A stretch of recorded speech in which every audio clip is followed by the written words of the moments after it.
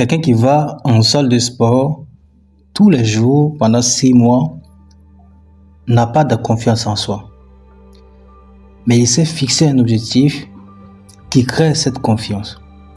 Parce que quand on va à la salle de sport, c'est pour atteindre un objectif, perdre du poids, prendre du muscle ou résoudre un problème de santé. Comment on arrive à prendre confiance en soi? Est-ce que le niveau de mentalité que tu as peut poser un problème? Bonjour à toi, j'espère que tu vas bien. Avant d'aller très loin dans cette discussion, je t'invite à t'abonner à cette chaîne YouTube et surtout d'activer la clochette de notification pour être sûr de ne pas rater les prochaines vidéos qui vont arriver sur cette chaîne. Si tu veux être inarrêtable, tu dois avoir confiance en toi. Si tu veux dépasser tes limites, tu dois avoir confiance en toi. Mais tu ne peux pas avoir confiance en toi si au plus profond de toi, tu ne te fixes pas des objectifs. Et quand je parle des objectifs, je parle des objectifs qui sont à long terme. Aujourd'hui, on voit beaucoup de personnes atteindre des objectifs beaucoup plus rapidement. Mais en back-end, on se rend compte que ces personnes ont mis des dizaines d'années à atteindre des objectifs. Le niveau de confiance que tu dois avoir aujourd'hui dépend de comment tu t'es fixé des objectifs. Parce qu'au final, c'est si tu te fixes des objectifs, d'abord tu vas atteindre ce niveau de confiance. Beaucoup de personnes manquent de confiance parce que chaque jour ils ne sont pas motivés. Si tu veux développer cette motivation, tu dois avoir de la discipline. Mais l'objectif crée la discipline crée la motivation crée la confiance. Parce que si tu veux devenir quelqu'un qui est ultra confiant, qui sait ce qu'il veut, qui sait ce qu'il va atteindre comme objectif, il n'y a rien qui puisse l'empêcher, donc toi, d'atteindre cet objectif. Je vois tous les jours des entrepreneurs qui vont en jet privé gagner des milliers d'euros, parler du niveau de confiance. Mais personne ne parle de la limitation des objectifs.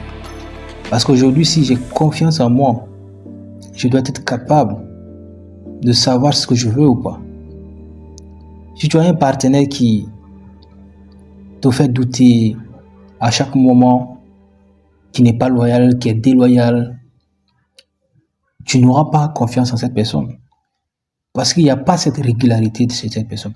Il n'y a pas cette atteinte chez cette personne. Là même, c'est une parenthèse. Mais imagine, tu développes une activité, un business. Tu lances ton entreprise.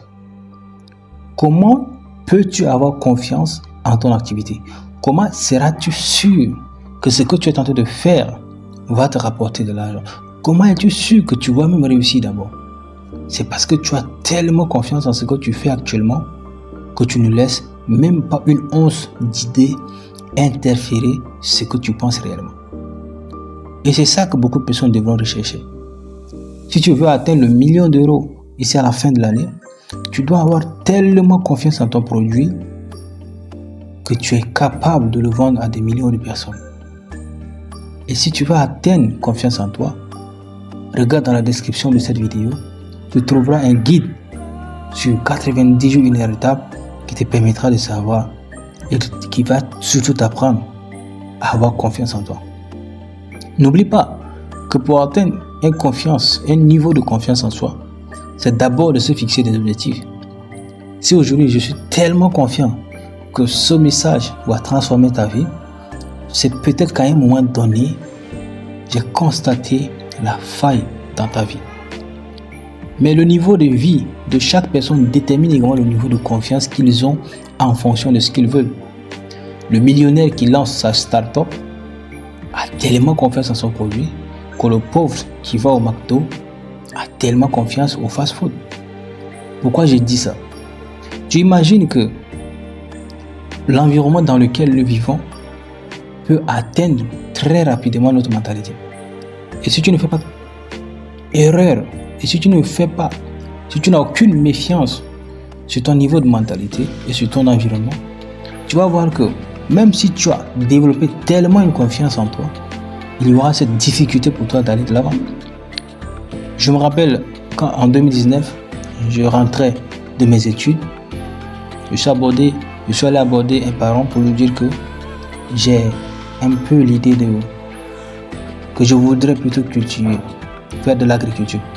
Il avait tellement confiance en moi quand je suis arrivé chez lui. Parce que je suis rassuré que ce que je vais faire va marcher. Mais qu'est-ce qu'il m'a dit au final?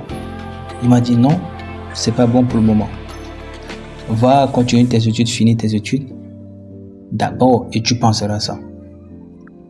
Cela m'a fait perdre la confiance que j'ai. Cela m'a fait perdre le niveau de confiance que j'avais.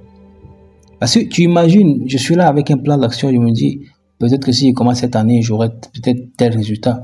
L'année prochaine, je peux dupliquer. L'année prochaine, je peux tripler le résultat. J'arrive chez lui, étant un expert dans le domaine, il me dit, va finir tes études et après tu penseras à ça. Ma confiance en moi a été détruite parce que je me suis adressé à cette personne. Mais si je me suis fixé un objectif personnellement et que j'étais prêt à prendre le risque, échouer encore et encore, je ne serai jamais à ce niveau-là. Aujourd'hui, 7 ans plus tard, je n'ai jamais entrepris dans ce domaine qui est l'agriculture. Juste parce que je suis allé vers cette personne et qu'après ça, les choses se sont passées autrement. Donc le niveau de confiance que tu dois avoir va résulter des objectifs que tu es capable de te fixer. Et si tu es capable de te fixer des objectifs, tu dois avoir une discipline qui va te permettre d'exécuter ton objectif. Et cette discipline crée donc la motivation. Cette motivation entraîne donc la confiance en soi.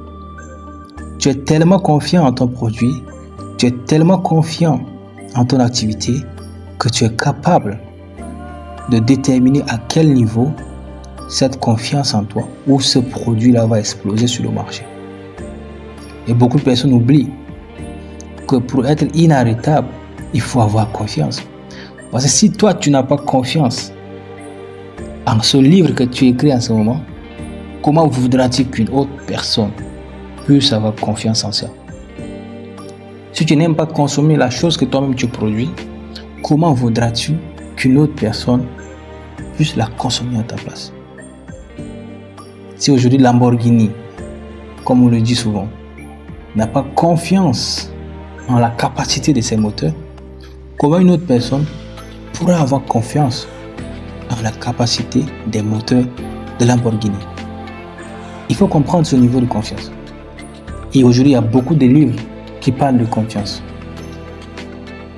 Mais surtout, ce que tu dois comprendre ici, c'est que dès que tu ne te fixes pas des objectifs, tu auras comme une courbe montante et descendante au niveau de la confiance. Et cela, non seulement va arrêter d'abord ta vision à long terme, mais surtout va détruire ta capacité à innover. Et c'est ça qu'il faut comprendre. Beaucoup de personnes essaient d'appartenir à des communautés pour avoir une confiance en eux. Mais ce que je te recommande aujourd'hui, c'est de suivre tes objectifs. Et tes objectifs vont créer donc le niveau d'adaptation qui va te permettre d'atteindre cette confiance. Parce que si tu n'as pas confiance en toi, comment voudras-tu qu'une autre personne puisse avoir confiance en ce que tu fais? Si ces messages te parlent, alors abonne-toi. Et va sur cette chaîne, tu trouveras encore plein d'autres messages édifiants à ce sujet. Peace.